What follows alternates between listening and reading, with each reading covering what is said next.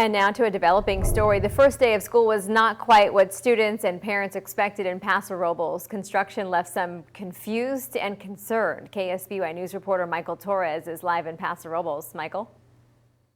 Karina, this is Bowers Specs Elementary School's new campus for the next 2 years. And as you can see behind me, construction is still being worked on even though school started yesterday.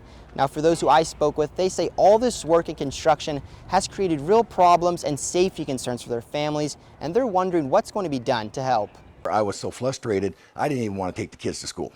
Mark Van Dyke is a grandparent of 2 students at Bowers Spec Elementary. And when he came across the school's new campus a day before school started, he said what he saw was not acceptable. The nails laying out, staples laying everywhere, wood all over the place. Van Dyke said teachers told him their classes didn't have working air conditioning and outlets for electricity, with school only a day away.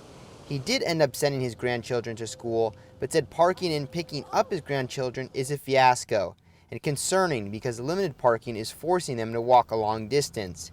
Van Dyke says the work has started to affect his grandchildren who have special needs. First day of school should be a fun experience.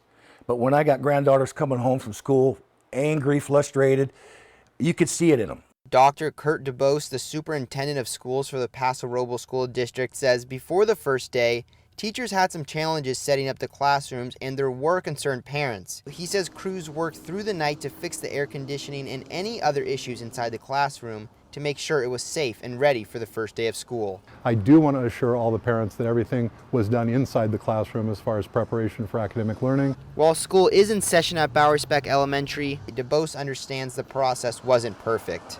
We're not saying that it was perfect because it wasn't. It wasn't as bad as we feared it might be. It wasn't as good as we had hoped. DeBose says going forward, this bus pickup and drop-off lane should have the paving complete by next Saturday, but he mentions the rest of the construction will be going on for the next couple of weeks. In Paso Robles, Michael Torres, KSBY News. The superintendent says the rest of the construction work will be completed outside of school hours.